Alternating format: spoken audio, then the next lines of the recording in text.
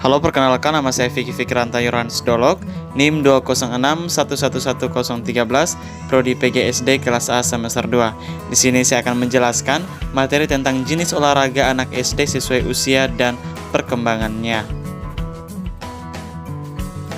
Berdasarkan usia, ada berbagai permainan olahraga yang bisa dilakukan untuk anak di masa sekarang. Jenis olahraga juga dapat membantu usia sekolah, diantaranya adalah sebagai berikut. Yang pertama adalah olahraga untuk anak SD usia 6-7 tahun. Nah, saat usia 6-7 tahun, ada beberapa jenis olahraga, yaitu yang pertama, jenis olahraga yang disediakan atau dilakukan oleh anak SD pada usia adalah berenang, bersepeda, bermain bola, skating. Selain itu dilakukannya juga sendiri. Yang kedua adalah olahraga untuk anak SD usia 8-9 tahun. Nah, pemberani instruksi yang terlalu rumit mungkin kurang memudi cernakan usia 8-9 tahun secara optimal. Nah, anak membutuhkan petunjuk yang singkat, jelas, dan sedikit demi sedikit olahraga yang membutuhkan strategi, khususnya masa sulit diserap anak kecil sehingga harus akan membuatnya menjadi bingung. Meskipun begitu, kemampuan koordinasi tangan dan mata anak mulai meningkat sesuai dengan kemampuan motorik yang sedang berkembang. Nah, olahraga yang bisa dilakukan anak SD usia 8-9 tahun antara lain yaitu lari, bermain bola seperti sepak bola, bola basket, bola voli, dan bulu tangkis. Yang ketiga, olahraga senam atau gimnastik. Yang keempat, renang. Dan yang kelima yaitu olahraga. Nah, manfaat olahraga bagi perkembangan si kecil yaitu selain membantu meningkatkan perkembangan fisik yang dialami oleh anak saat duduk di bangku SD, olahraga juga memiliki beragam manfaat lainnya, yaitu yang pertama, menurunkan resiko obesitas pada anak. Yang kedua, meningkatkan kebugaran anak. Yang ketiga, meningkatkan efektivitas kerja jantung dan paru-paru anak.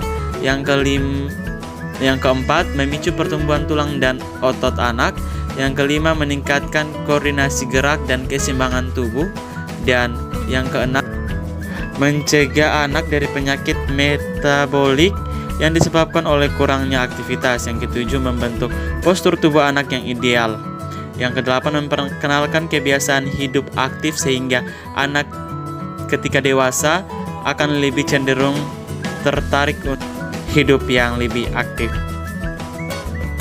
Di samping manfaat kesehatan, ada beberapa keuntungan sosial dan psikologi yang didasari oleh anak jika anak sudah aktif berolahraga sedini mungkin, yaitu yang pertama, membuat anak semakin terasa mendengarkan dan menginstruksi.